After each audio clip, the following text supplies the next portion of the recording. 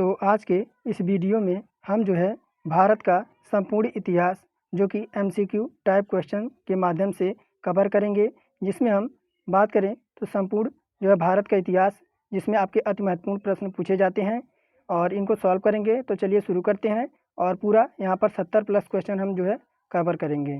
तो पहला प्रश्न है यहाँ पर और कह रहा है सिंधु घाटी सभ्यता के दो प्राचीन नगर हैं हड़प्पा और जो है खुदाई करने पर जो है सामने आए हैं।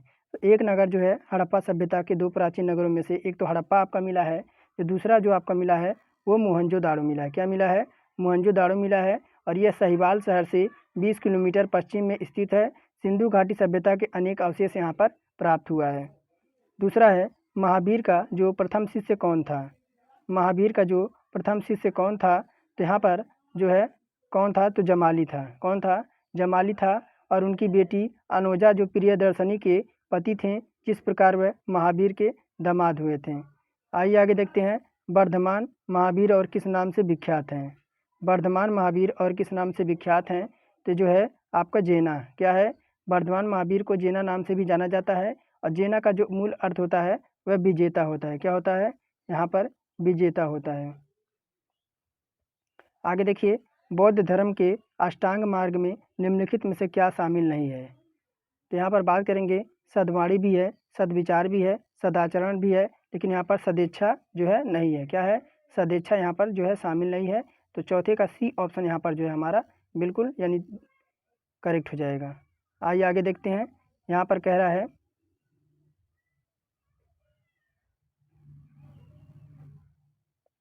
आगे है 5वां नंबर, निम्नलिखित में से कौन सा राजवंश मौर्य के बाद आया है?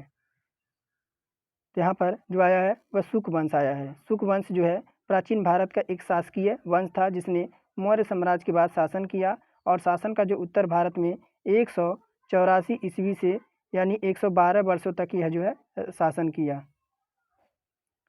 आगे देखिए, कौन से मौर्य शासक भद्रबाहु के साथ श्रवणबेलगोला गए थे? तो श्रवणबेलगोला जाने वाले जो थे वह चंद्रगुप्त थे। चंद्रगुप्त लगभग यह 300 ईसा पूर्व कब? तो 300 ईसा पूर्व के आसपास अकाल के दौरान चंद्रगुप्त मौर्य ने सिंहासन को त्याग कर अपने पितृ जो उनका पुत्र था बिंदुसार, उनको राज्यभार सौंप दिया और अपने जैन गुरु भद्रबाहु के साथ कर्नाटक में जो मैसूर के निकट श्रवणबेलगोला वह चले गए थे, जहां उन्होंने ध्यान और एक तपस्या में लीन हो गए। आगे देखिए, निम्नलिखित में से कौन सा हड़प्पा शहर नहीं था? निम्नलिखित में से कौन सा जो है हड़प्पा शहर में शामिल नहीं था? तो चलिए देखते हैं ऑप्शन कौन सा हड़प्पा शहर में नहीं था, यह क्वेश्चन में पूछा जा रहा है। तो ऑप्शन में देखिए आपका मेहरगढ़। मेहरगढ़ पाकिस्तान का एक नवपाषाणिक और ताम्रपाषाण है और दक्षिण एशिया में खेती के प्रमाण के लिए सबसे जो प्रारंभिक स्थल में से एक है। आगे है भीमबेटका एक विश्व धरोहर स्थल है, यह किसके लिए जाना जाता है? तो भीमबेटका यहाँ आपका जो है प्राग ऐतिहासिक जो है जलाश्रय के लिए। भीमबेटका गुफाएं मध्य प्रदेश के रायसेन जिले में स्थित हैं और यह जो है जलसराय के भारतीय पठार के दक्षिण किनारे पर विंध्य पर्वत के तलहटी में स्थित है। आगे है अशोक द्वारा नियुक्त किया गया धार्मिक अधिकारी किस नाम से जाना जाता था? तो देखिए उसे क्या कहते थे? उसे धम्म महापत कहते थे। क्या कहते थे? धम्म जो है अध्यादेश का एक ऐसा समूह होता था जिसने मौर्य सम्राट अशोक के धम्म नीति अपनाई और धम्म संस्कृत धर्म का अर्थ होता है प्राकृतिक रूप। आगे है जातक कथाएं निम्नलिखित में से किस संप्रदाय से जुड़ी हैं?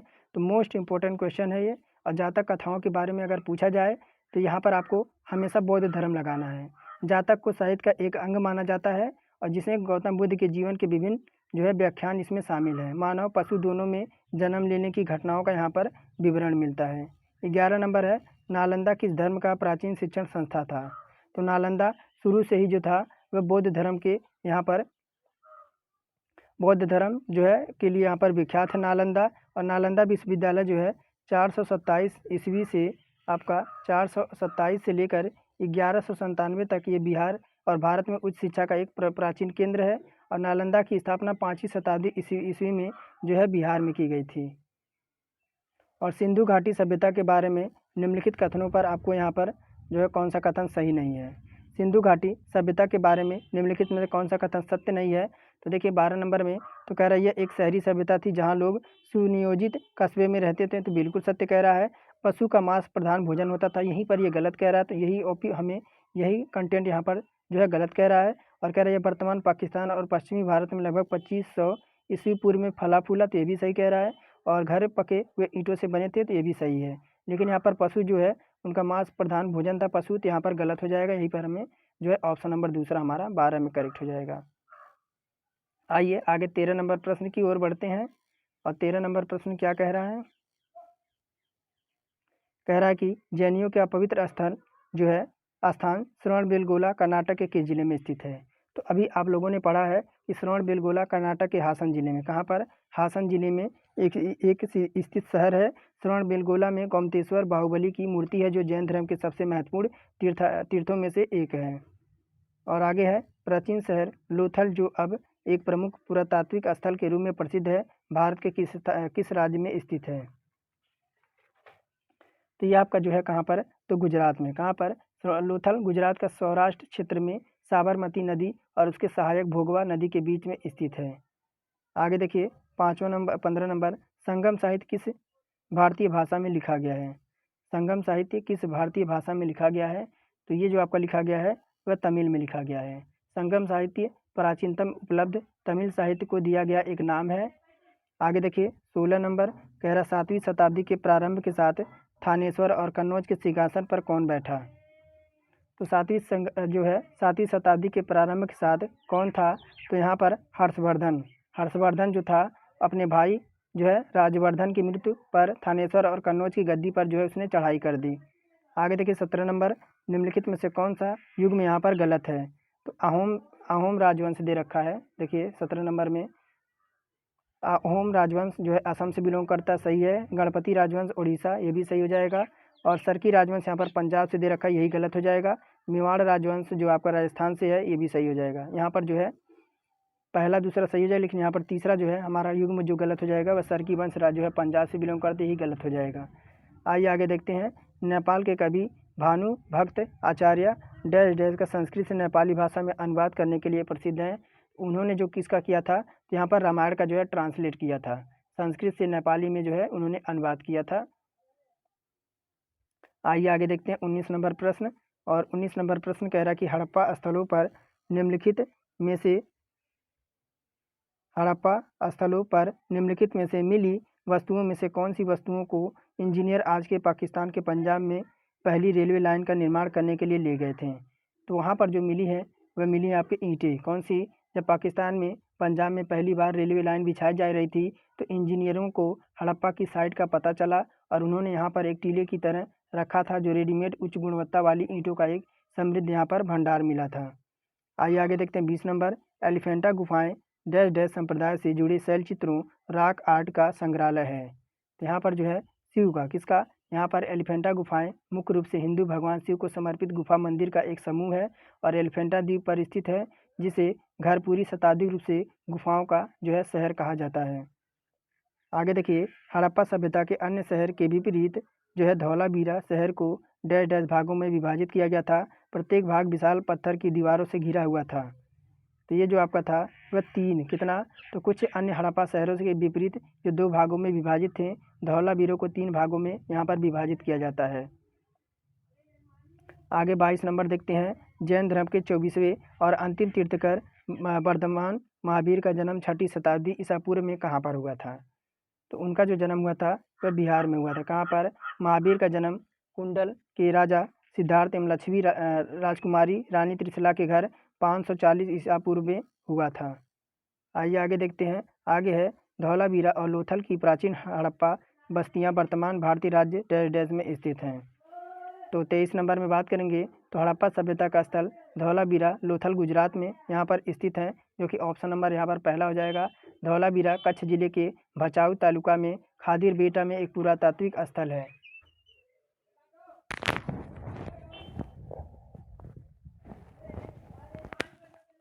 आगे देखिए, आगे यहाँ पर है 24 नंबर, लोथल स्थल पर हड़प्पा सभ्यता के अवशेषों की खोज निम्नलिखित में से किसने की थी?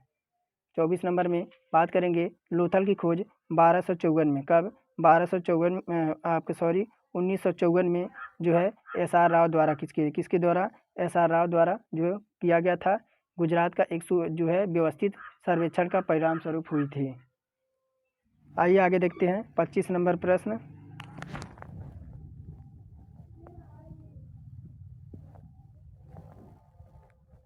आगे है जर्मनी में 25 नंबर, जर्मनी में खोदे गए गर्तावास यानी गड्ढे वाले घर जिनमें जाने के लिए सीढ़ियाँ बनी है निम्नलिखित में से किस पुरातात्विक स्थल पर मिले हैं। तो यहाँ पर मिले हैं वो आपके बुर्ज होम में। देखिए कश्मीर में, कहाँ पर है, जम्मू कश्मीर में। जम्मू कश्मीर में बुर्ज होम से ऐसे गड्ढों के साक्ष्य मिले हैं जो लोग द्वारा ज़मीनों में खोदकर बनाए गए थे जिनमें सीढ़ियाँ बनी हुई थी। आगे है बेट्टी, 26 नंबर में है बेट्टी डैश डैश शासकों द्वारा जबरन श्रम के रूप में एकत्र किया गया कर क्या कहलाता था। तो उसे हम कहते थे, वह आपका चोल के माध्यम से वसूला जाता था। यहाँ पर तमिलनाडु में शासन करने वाले चोलों के अभिलेखों में बेट्टी कर सबसे अधिक बार उल्लेखित कर है। बेट्टी जबरन वसूली जाने वाला एक श्रम कर होता था जो आम लोगों से जो है यहाँ पर लिया जाता था। 27 नंबर है नालंदा और विक्रमशिला विश्वविद्यालयों के संस्थापक निम्नलिखित में से कौन थे। तो देखिए ये थे धर्मपाल। कौन थे, गुप्त शासक कुमारगुप्त ने 5वीं शताब्दी में नालंदा विश्वविद्यालय की जो है यहाँ पर स्थापना की थी और विक्रमशिला विश्वविद्यालय की स्थापना पाल सम्राट धर्मपाल ने जो है 783 से आपका 820 ईस्वी तक नालंदा छात्रवृत्ति की गुणवत्ता आने वाले कथित गिरावट के कारण जो है की गई थी।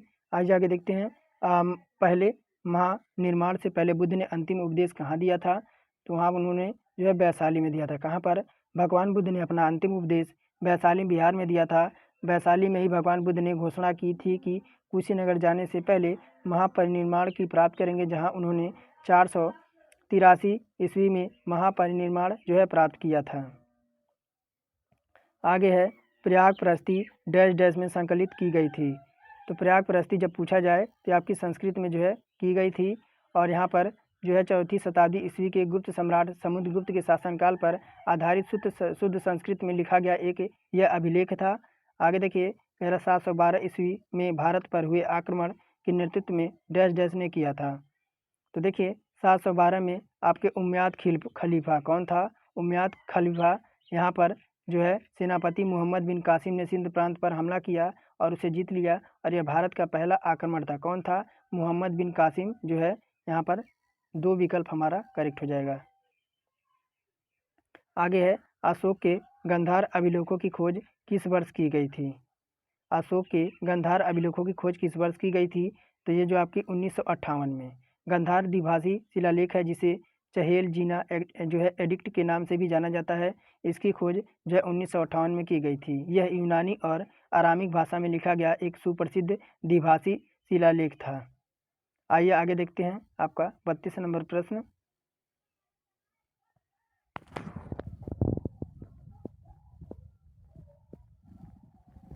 आगे है सिंधु घाटी सभ्यता के घरों में कमरे जो है आम तौर पर एक डैश डैश के आसपास बने हुए थे। तो सिंधु घाटी सभ्यता के जो घरों में कमरे आम के तौर पर किस के आसपास बने हुए थे। तो ये जो बने हुए थे किसके, तो आपके आंगन के, किसके, सिंधु घाटी सभ्यता के मकान 1 या 2 मंजिले ऊंचे हुआ करते थे जिनमें एक आंगन के चारों ओर कमरे बने हुए थे। अधिकांश घरों में नहाने के लिए अलग जगह थी और कुछ में पानी की आपूर्ति के लिए कुएं भी खुदे हुए थे। यह जीडी में पूछा गया क्वेश्चन है। कह रहा मौर्य वंश ने निम्नलिखित में से किस राजवंश बाद मगध पर शासन किया था। तो आपका हो जाएगा नंद वंश पर, किसके, 343 ईस्वी और 343 ईस्वी से 321 ईस्वी पूर्व के बीच नंद वंश ने उत्तरी भारत पर मगध पर शासन किया और नंद वंश मौर्य के राजवंश से ठीक पहले एक वंश था। नंद वंश को चंद्रगुप्त मौर्य ने अपने गुरु चाणक्य की मदद से नष्ट कर दिया था। आगे है निम्नलिखित में से कौन सा प्राचीन भारत में इलंगो द्वारा रचित एक प्रसिद्ध तमिल महाकाव्य है। तो देखिए यहाँ पर आपका हो जाएगा शिलापदिकारम। क्या हो जाएगा, शिलापदिकारम। यह माना जाता है कि शिलापदिकारम इलंगो आदिकल लेखक थे जो आस्था से जैन थे और चेरा राज आपके सेनगुटवन के छोटे भाई थे। काराबाण भट्ट ने बाणभट्ट ने राजा डैश डैश की जीवनी लिखी है। तो बाणभट्ट ने किसकी? तो हर्षवर्धन की। किसकी? बाणभट्ट ने 7वीं ईस्वी, कब? 7वीं शताब्दी के एक संस्कृत गद्य लेखक कवि हैं जिन्होंने हर्षवर्धन की रचना की, जो हर्षवर्धन की जीवनी पर आधारित थी। आगे है, निम्नलिखित में से किस मौर्य राजा के शासनकाल में कलिंग युद्ध लड़ा गया? तो कलिंग युद्ध की बात आई है तो ये जो आपका है अशोक के माध्यम से। कलिंग युद्ध मौर्य सम्राट अशोक द्वारा कलिंग राज्य यानी वर्तमान ओडिशा के शासक के बीच लड़ा गया था। कलिंग युद्ध के दौरान राजा अनंद पद्मनाभ कलिंग के राजा थे। अशोक अपने शिलालेख के अनुसार यह युद्ध अशोक के शासन में 9 वर्ष में, जिसकी सबसे अधिक संभावना 261 ईस्वी पूर्व में समाप्त हो गया था। निम्नलिखित यूनानी शासकों में से किसने मेगास्थनीज को चंद्रगुप्त मौर्य के दरबार में भेजा था? तो 37 की बात करेंगे तो ये हो जाएगा सेल्यूकस निकेटर। कौन? तो देखिए, मेगास्थनी राजा चंद्रगुप्त मौर्य के दरबार में सेल्यूकस प्रथम निकेटर का एक यूनानी राजदूत था। उसने भारत के संबंध में सबसे सूचनाओं को इंडिका नामक ग्रंथ में जो है संकलित किया गया था। आगे है, रवि कीर्ति ने निम्नलिखित में से किस चालुक्य शासक की प्रस्ती की रचना की थी? एक बार मैं दोबारा रिपीट करता हूँ, रवि कीर्ति ने निम्नलिखित में से किस चालुक्य शासक की प्रस्ती की यहाँ पर रचना की थी? तो आइए आगे ऑप्शन देखते हैं। तो यहाँ पर ऑप्शन देखिए, मंगलेश है, पुलकेशन सेकंड है, कीर्तिवान सेकंड है, विक्रमादित्य फोर्थ है। तो यहाँ पर बात करेंगे हो जाएगा आपका पुलकेशन द्वितीय। पुलकेशन द्वितीय चालुक्य वंश का सबसे प्रसिद्ध शासक था, जिसने 610 ईस्वी से 642 ईस्वी तक शासन किया था। आगे है, निम्नलिखित में से कौन मौर्य साम्राज्य का अंतिम शासक था? तो मौर्य साम्राज्य का जो आपका बृहदत्त था। कौन था? मौर्य वंश का अंतिम जो है राजा बृहदत्त था, जो कि आपका 185 ईस्वी पूर्व में सेनापति पुष्यमित्र शुंग द्वारा ब्रह्मदत्त की हत्या कर और शुंग राजवंश की स्थापना हुई। आगे है, डैश डैश कनिष्क के दरबार में रहते थे और उसने बुद्ध की जीवनी पर बुद्ध चरित्र की रचना की। तो कौन था? तो ये था आपका अश्वमेघ। कौन था? बुद्ध चरित्र भगवान बुद्ध के जीवन पर जो है आधारित एक महाकाव्य है। यह एक बौद्ध दार्शनिक लेखक अश्वमेघ द्वारा लिखा गया, जो कि कनिष्क के दरबार में यह सदस्य था। मौर्योत्तर काल में डैश डैश वह पुरुष और महिलाएं थीं जिनके पास जमीनें नहीं थीं। तो उन्हें क्या कहा जाता था? तो दास कर्मकार कहा जाता था। मौर्य काल में दास कर्मकार पुरुष और महिलाएं हुआ करती थी, जिन्होंने अपनी जमीन उनके पास नहीं थी और उन्हें दूसरों के स्वामित्व वाले खेतों पर काम करके जीविकोपार्जन वह करते थे। दूसरों के खेतों में काम करके अपना जीवन निर्वाह करते थे। मेगास्थनीज के अनुसार पाटलिपुत्र में कितने द्वार थे? तो पाटलिपुत्र में जो आधुनिक पटना है, अजातशत्रु ने 490 ईस्वी में गंगा नदी के एक छोटे किले के रूप में बनाया गया एक शहर था, जो कि आपका ग्रीक राजदूत मेगास्थनीज ने लिखा था। पाटलिपुत्र के सर्किट में 22 मील की दूरी पर था, जिसमें लकड़ी की दीवार 64 द्वार और 570 टावर लगे हुए थे। तो 64 जो है वहाँ पर द्वार थे और 570 वहाँ पर जो है टावर लगे हुए थे। प्राचीन काल में डैश डैश नदी के दक्षिण के क्षेत्र में मगध के नाम से भी जाना जाता था। तो ये क्या था? तो गंगा। यहाँ पर मगध बिहार में एक प्राचीन भारतीय राज्य था। मगध की प्रथम और द्वितीय राजधानी क्रमशः राजगीर और पाटलिपुत्र थे। गंगा और सोन नदियाँ मगध से होकर बहती हैं। आगे है, निम्नलिखित में से हड़प्पा नगरों को किस भाग को निचला नगर कहा जाता है? तो ये कौन था? तो पूर्वी थी। हड़प्पा के कई नगर 2 या 2 से अधिक भागों में बटे हुए थे। पश्चिम का हिस्सा अन्य हिस्सों की तुलना में छोटा लेकिन ऊंचा था। नगरों के छोटे और ऊंचे भागों को दुर्ग के रूप में वर्णित किया गया है। आगे है, मौर्य शासक अशोक की मृत्यु कब हुई थी? तो 45 नंबर प्रश्न है। तो यहाँ पर उसकी जो मृत्यु हुई थी वह 232 BC। कब? अशोक मौर्य के अंतिम प्रमुख राजा थे। अपने शासनकाल के दौरान वह बौद्ध धर्म के प्रबल समर्थक बन गए थे और एक राजा के रूप में उन्होंने दयालुता के कारण आपके जो है देवना प्रियदर्शी उपनाम से जो है उन्हें सम्मानित किया गया था। आइए 46 नंबर प्रश्न की ओर बढ़ते हैं। कह रहा है कि इलाहाबाद में अशोक स्तंभ पर किसकी प्रशस्ति की खुदाई की गई है? इलाहाबाद में अशोक स्तंभ पर किसकी प्रशस्ति की खुदाई की गई है? 46 नंबर में। तो यह की गई है समुद्रगुप्त की। किसकी? समुद्रगुप्त की दरबारी कवि और मंत्री हरिसेन ने इलाहाबाद स्तंभ शिलालेख और प्रयाग प्रशस्ति की रचना की थी। स्तंभ एक अशोक स्तंभ था जिसे अशोक ने उसे 6वीं शताब्दी पहले जो है बनवाया था। आगे है, निम्नलिखित में से कौन वाकटक राजवंश के संस्थापक थे? वाकटक राजवंश के कौन संस्थापक थे? तो ये कौन थे? आपके बिंद शक्ति। वाकटक राजवंश की स्थापना जो है बिंद शक्ति ने की थी, जिसने आपके 250 से आपके 270 ईस्वी तक शासन किया था। आगे है, गौतम बुद्ध की भक्तों द्वारा मनाई जाने वाली बुद्ध पूर्णिमा हिंदू माह, कौन से हिंदू माह में मनाया जाता है? तो ये जो आपका मनाया जाता है, आपका बात करेंगे बैसाख, किसमें? बुद्ध पूर्णिमा को सिद्धार्थ या गौतम बुद्ध की जयंती के रूप में मनाया जाता है। यह हिंदू कैलेंडर के अनुसार बैसाख यानी अप्रैल मई, कब? अप्रैल यानी अप्रैल या आपका मई में जो है यह मनाया जाता है। तो बैसाख हमारे यहाँ पर करेक्ट हो जाएगा। आगे देखिए, आगे है, राजगिरी कई वर्षों तक मगध की राजधानी रहा, बाद में राजधानी को जो है कहाँ पर स्थानांतरित कर दिया गया? तो ये आपको जो है पाटलिपुत्र, कहाँ पर? मगध राजवंश पूर्वी भारत में भारत गंगा के मैदानों में स्थित था। आज के समकालीन बिहार राज्य को कवर करता है। आगे है, हर्षवर्धन ने नर्मदा नदी पार करके ढक्कन की ओर बढ़ने की कोशिश की, तब चालुक्य नरेश ने उन्हें डैश डैश रोक दिया। कौन सा था? उनका क्या नाम था? तो उनका नाम था पुलकेशन द्वितीय। पुलकेशन द्वितीय ने दक्षिण की जीतने के लिए हर्षवर्धन की महत्वाकांक्षी अभियान को यहाँ पर रोक दिया था। आगे देखिए, आगे 41 नंबर प्रश्न है, कह रहा निम्नलिखित में से कौन सा शहर पांडवों की राजधानी था? 41 नंबर है, तो ये जो था वह मदुरई। कौन था?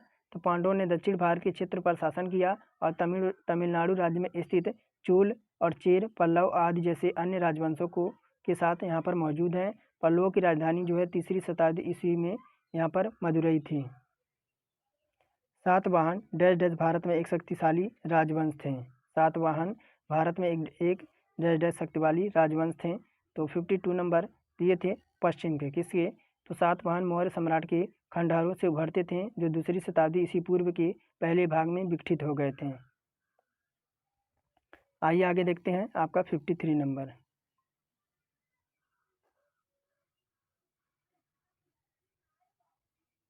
आगे है, देखिए, कह रहा है कि प्रसिद्ध पुस्तक अर्थशास्त्र हमें बताती है कि मौर्य काल के दौरान उत्तर पश्चिम कंबालों और डैश डैश अपने सोने और कीमती पत्थरों के लिए महत्वपूर्ण था। तो देखिए, यहाँ पर आपका हो जाएगा दक्षिण भारत। कौन सा हो जाएगा? मौर्य ने सड़कों और नदियों को नियंत्रित करने की कोशिश की, जो परिवहन के लिए महत्वपूर्ण था। कर के रूप में जो भी संसाधन उपलब्ध थे, उन्हें इकट्ठा करने की कोशिश की। और उदाहरण के लिए बात करें तो अर्थशास्त्र हमें बताता है कि उत्तर पश्चिम कंबल के लिए महत्वपूर्ण था और भारत इसके सोने और कीमती पत्थरों के लिए महत्वपूर्ण था। आइए आगे देखते हैं, हर्षवर्धन का राजवंश कितने विशिष्ट प्रकार के प्रदेशों में भी आपका है विभाजित था? तो ये जो था आपके 2 भागों में, किसमें? हर्षवर्धन ने 606 से लेकर 647 ईस्वी तक उत्तर भारत में वर्धमान साम्राज्य का शासक था। हर्ष के 2 प्रकार के प्रदेश थे, एक सीधे उसके अधीन था और दूसरे प्रकार के थे जो उनके समांत थे। हर्ष के सीधे शासन के अधीन वाले क्षेत्र जैसे मध्य प्रांत, गुजरात, बंगाल, कलिंग और राजपूताना थे। आगे है, प्राचीन हड़प्पा शहर किस नदी के वर्तमान सूखे मार्ग के तट पर बनाया गया था? तो यहाँ पर बात करेंगे, ये जो बनाया गया था तो रावी पर, कहाँ पर? सिंधु घाटी सभ्यता को हड़प्पा सभ्यता के नाम से जाना जाता था और ये लगभग आपका 2600 ईसा पूर्व, कितना? तो 2600 ईसा पूर्व सिंधु नदी जो कि अब पाकिस्तान में स्थित है, इसके किनारे फलने फूलने जो है शुरू कर दिया था। आगे है, मौर्य साम्राज्य का संस्थापक कौन था? तो मौर्य साम्राज्य का जी है स्थापना की बात करें तो 322 ईस्वी में चंद्रगुप्त मौर्य ने किया था। किसने? चंद्रगुप्त मौर्य ने किया था। उन्होंने नंद वंश के अंतिम शासक धनानंद को पराजित कर उखाड़ फेंका और तेजी से मध्य और पश्चिमी भारत को अपनी शक्ति का विस्तार किया। वेदों में सबसे पुराना वेद ऋग्वेद है, जिसकी रचना लगभग कितने वर्ष पहले हुई थी? तो ये हुई थी आपकी 3500 वर्ष पहले हुई थी। और ऋग्वेद में भजन शामिल है, जिन्हें सूक्ति या अभिज्ञ कहा जाता है। ऋग्वेद को 10 पुस्तकों में विभाजित किया जाता है, जिन्हें मंडल के नाम से भी जाना जाता है। जिसमें बात करें 10,600 श्लोक हैं और 1028 भजन यहाँ पर भजनों का संग्रह है। धम एक प्रकार का प्राकृतिक शब्द है, जिसका संबंध प्राचीन भारत के निम्नलिखित में से किस शासक से है? तो ये जो आपका है अशोक से। अशोक को धम्म नीति का एक जीवन शैली और आचार संहिता थी जिसे बड़े पैमाने पर लोगों द्वारा अपनाने के लिए प्रेरित करने का प्रयास किया गया था। धम्म संस्कृत शब्द के लिए बना है जिसका अर्थ होता है प्राकृत।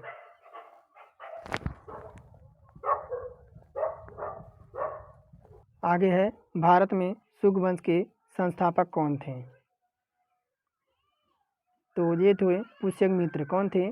पुष्यमित्र शुंग साम्राज्य के शासक थे और पहले ऐसे शासक थे जिन्होंने अपने मौर्य साम्राज्य के उत्तराधारी के रूप में स्थापित किया था। पुराणों के अनुसार पुष्यमित्र जो है 185 ईस्वी पूर्व अपने स्वामी अंतिम सम्राट बृहदत्त की हत्या करके जो है राजा बने थे। आइए आगे देखते हैं। आगे है कह रहा है 60 नंबर, दिए गए कथनों को पूरा कीजिए और अशोक के जो है अधिकांश शिलालेख दे रखे हैं।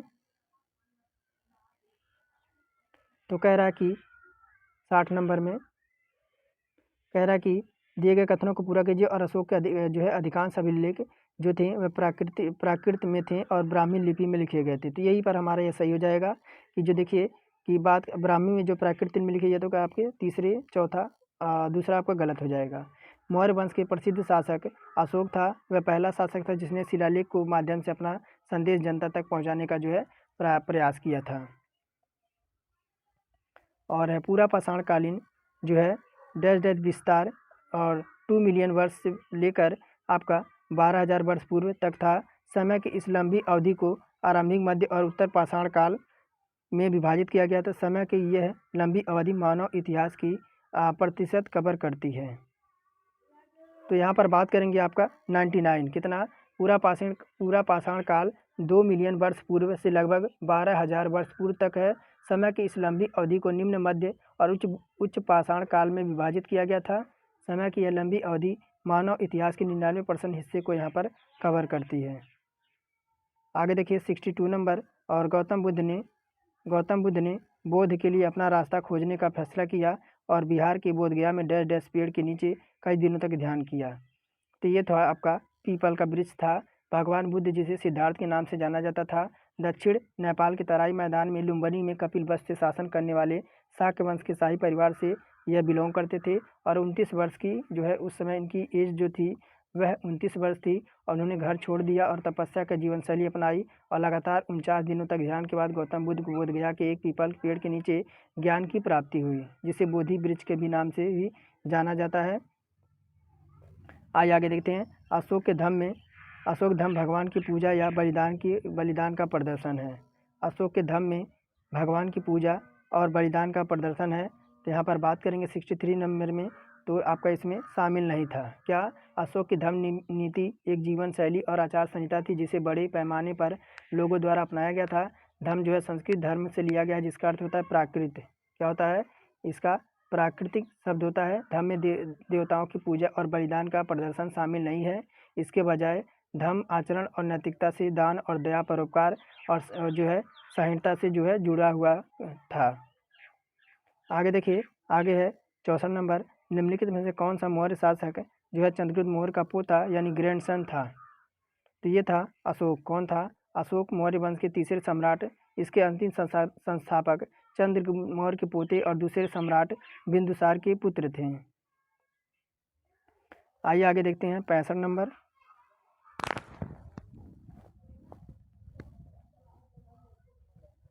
आगे है यहाँ पर निम्नलिखित में से किस भारतीय शहर का संबंध जो है संगम साहित्य से है? तो संगम साहित्य की बात यहाँ पर आई है, तो ये आपका हो जाएगा मदुरई। शुंग युग लगभग 3री शताब्दी ईसा पूर्व से 3री शताब्दी ईस्वी पूर्व तक काल में था। इसे तमिल साहित्य काल भी कहा जाता है। संगम शब्द का आर्थिक शब्द होता है प्राचीन दक्षिण भारत में होने वाले कवियों और विद्वानों की सभाओं या संगमों में से एक है। आगे देखिए 66 नंबर, डैश डैश साम्राज्य की स्थापना 322 से 321 ईसा पूर्व में महान सम्राट अशोक द्वारा की गया था। तो ये किया गया था मौर्य की। किसकी? चंद्रगुप्त मौर्य जो है जिन्होंने मौर्य साम्राज्य की स्थापना 322 से 321 ईस्वी पूर्व उत्तर पश्चिम में अफगानिस्तान और बलूचिस्तान तक नियंत्रित स्थापित किया। आगे है कह रहा है कौन सा मौर्य सम्राट अपने शिलालेख और स्तंभों के लिए प्रसिद्ध है? तो देखिए बात आई है आपका ये हो जाएगा अशोक।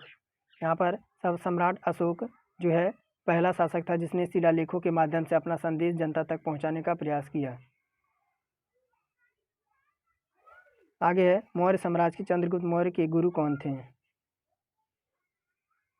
तो कौन थे? तो कौटिल्य थे। कौटिल्य जिन्हें चाणक्य के नाम से भी जाना जाता था। मौर्य शासकों में से पहले शासक चंद्रगुप्त के प्रधानमंत्री थे। वह जन सामान्य के बीच चाणक्य के नाम से भी अधिक प्रसिद्ध थे। गौतम बुद्ध ने अपना शिक्षा सामान्य लोगों की किस भाषा में दिया है? तो उन्होंने दिया है प्राकृतिक भाषा में। भगवान बुद्ध यानी सिद्धार्थ जो है दक्षिण भारत नेपाल के तराई मैदान में स्थित लुम्बिनी में कपिल वस्तु शासन करने वाले शाक्य वंश के शहरी जो है परिवार में हुआ करते थे। 29 वर्ष की आयु में उन्होंने अपना गृह त्याग दिया और संन्यास का जीवन जो है अपना लिया। 35 वर्ष की आयु में गौतम को जो है बोध गया एक पीपल के पेड़ के नीचे बोधि जो है ज्ञान प्राप्त हुआ। बुद्ध ने लोगों को प्राकृतिक भाषा में शिक्षा दी जो आम लोगों की भाषा थी। हर कोई उनके संदेश को बिना किसी कठिनाइयों को समझ लेता था। आगे देखिए, नीचे दी गई जानकारी के आधार पर प्राचीन स्थल की पहचान कीजिए। यह गुफाएं चट्टानें आश्रय और एक पुराना स्थल है। लोगों ने इसे प्राकृतिक गुफाओं के लिए इसलिए चुना क्योंकि यह बारिश, गर्मी और हवा से आश्रय प्रदान करती थी और यह नर्मदा घाटी के नज़दीक स्थित है। तो ये कौन सी है? तो 70 नंबर में बात करेंगे तो यह है आपकी भीमबेटका।